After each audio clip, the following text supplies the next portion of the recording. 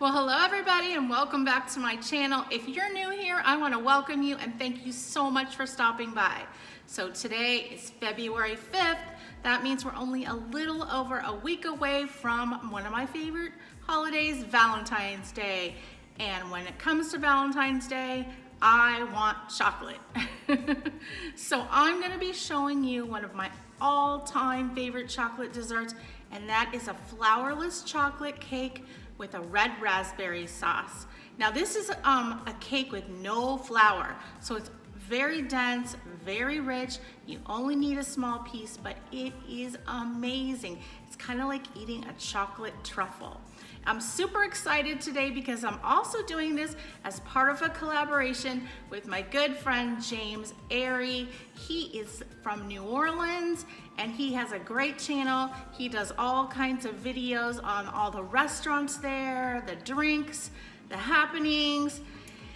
And he is a 5-time Jeopardy champion. He is definitely the smartest guy I know. He has a super great wit. And I can't wait to see what he's making. I know it is going to be something amazing. So with all that, let's get baking.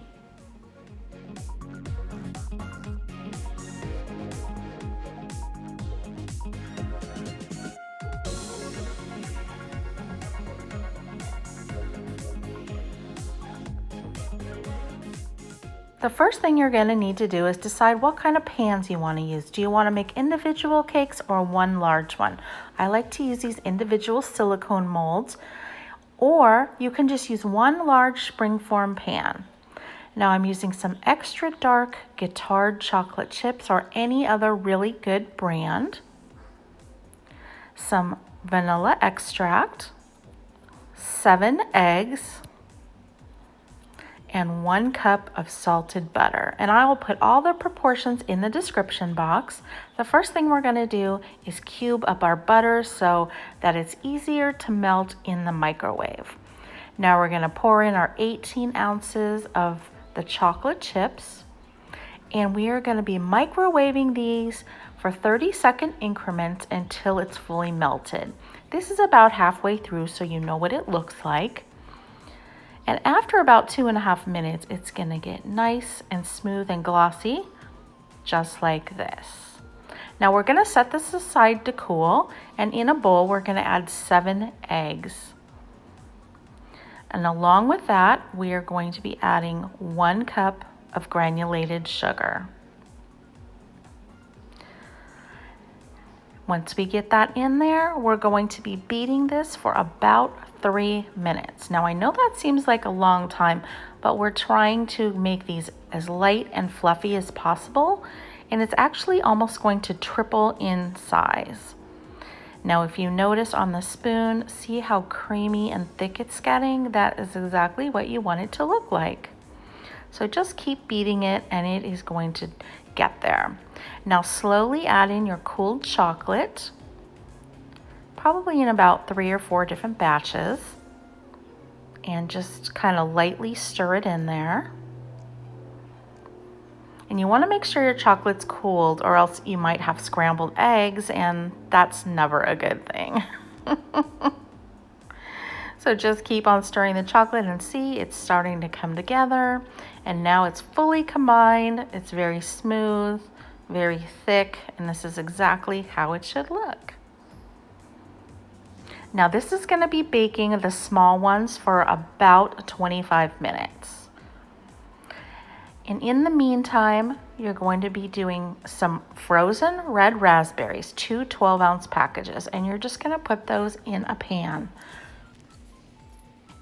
Just dump them right in there.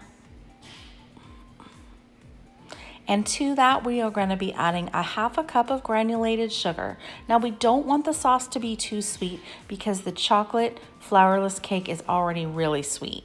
So this is just going to be a really nice contrast. We're just going to simmer this over medium heat, stirring it occasionally for about 5 minutes. And it looked like that. And now I'm taking a food processor and I'm just going to dump the mixture in there, give it a whirl for about 30 seconds to make a sauce. And as you know, raspberries have a ton of seeds. So what I like to do is take a large strainer and put the mixture inside and just press it through to a bowl, and you will be shocked at how many seeds are left over. And once you do that, it's going to make the sauce nice and smooth, and it will look like this. It's so delicious.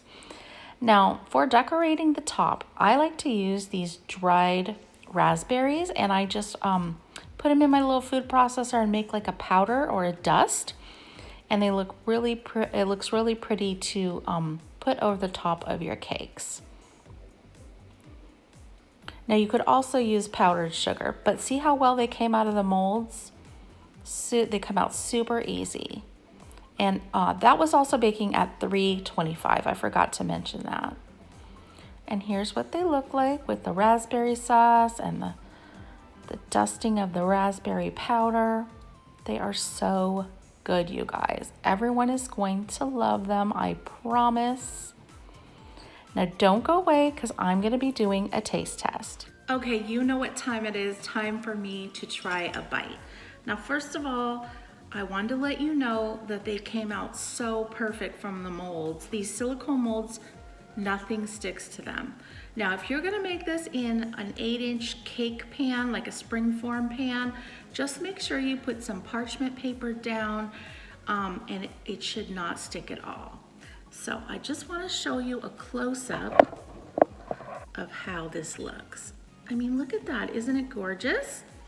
Now, you can serve it chilled, and if you do, it's gonna have a thicker, almost like a fudge consistency, but if you warm it in the microwave for 10 seconds, that's my favorite.